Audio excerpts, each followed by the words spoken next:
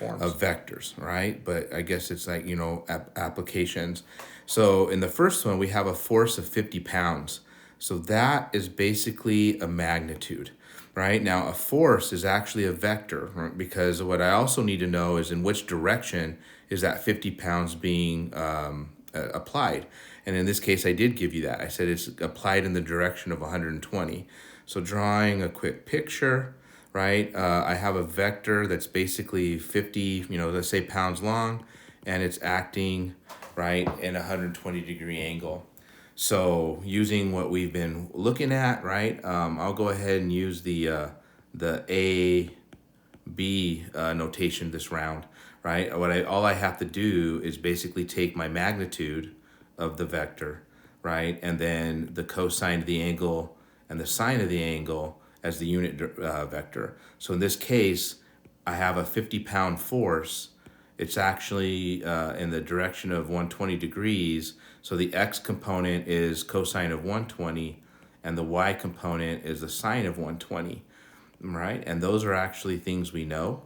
So what I have here, right, the cosine of 120, right, if you go back, that's -1, and that's square root of 3 and 2, right? So what we have is 50, and the cosine of 120 is -1/2, right? And then the sine of 120 is the square root of 3/2. Okay, and then using my scalar multiplication, if we multiply through, 50 times a -1/2 actually gives us -25, and then multiplied by the square root of 3/2, we get 25 square roots of 3. So there would be the force vector, right? That is 50 pounds acting at a direction of theta equals 120, right? And then we can do other things with that force, like find work and all kinds of other good stuff. The next one, we're back to the airplane traveling at 500 miles per hour. So again, that's a magnitude.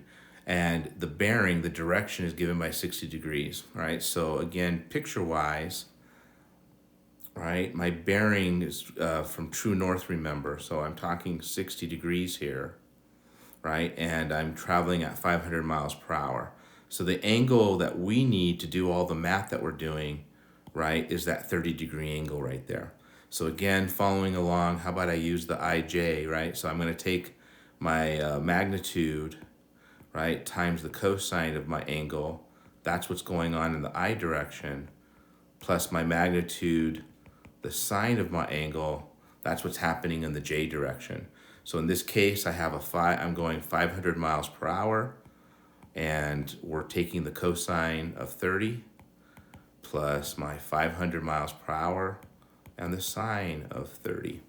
So again, in this case, the cosine of 30 is the square root of 3/2, and the sine of 30 is 1/2.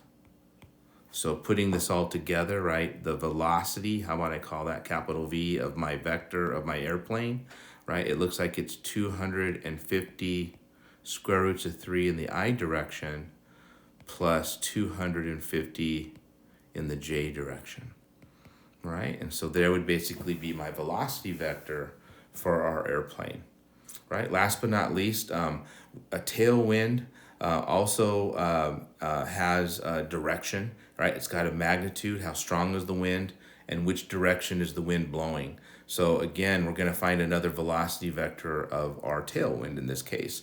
So using what we have here, right, I'm just going to borrow this from upstairs, right? We get that our wind vector, right, is 60. Oops, we better draw a picture real quick, right? When we draw a picture, we're south 45 degrees east, right? So there's our 45 degrees. So the angle I'm actually talking about is 315. So that's important to orientate ourselves. So we have to take the cosine of 315 degrees. That's what's acting in the x direction, so the I component, plus my magnitude times the sine of 315 degrees, and that's going to be my j component. So in this case, we have 60 square roots of 2/2 in the I direction, plus 60 negative square roots of 2 over 2 in the j direction. So putting this all together, it looks like my tailwind, right, velocity vector is 30 square roots of 2 in the I direction, right? And how about I go ahead, since that's a minus 30 square roots of 2 in the j direction.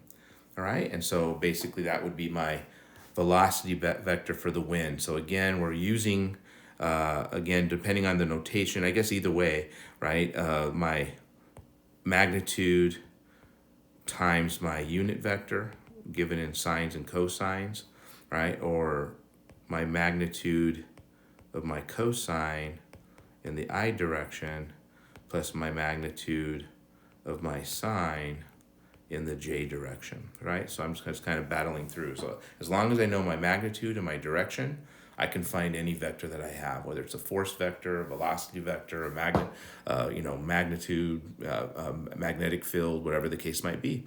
And that's basically how you do it, right? So let's go on to bigger and better things and some videos coming soon. Talk to you later.